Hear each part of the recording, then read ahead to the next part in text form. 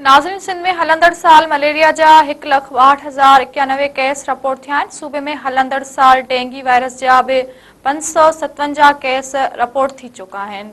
इन हवाले सां असां सां टेलीफोन लाइन ते मौजूद आहिनि सलीम मला। जी सलीम, छा तफ़सील आहिनि?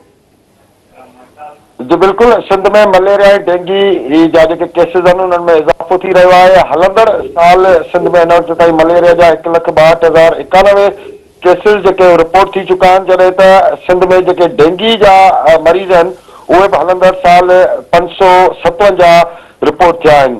मलेरिया जा हैदराबाद डिवीज़न में 74,843 केसिस, लाड़काने डिवीज़न में 41,924, सखर डिवीज़न में 12,617, मीरपुर खास डिवीज़न में 12,542 केस रिपोर्ट किया आहिनि।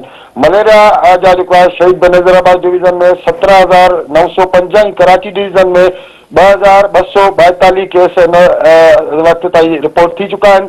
जॾहिं त डेंगी जा हिन साल जेके केसिस आहिनि उहे सभिनी खां वधीक कराची डिवीज़न में 456 रिपोर्ट थिया आहिनि। ज़िले ईस्ट में हिकु ॼणो फौत थियो आहे।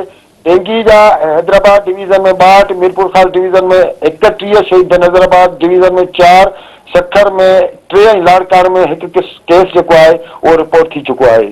जी सलीम, महिरबानी अव्हां जी।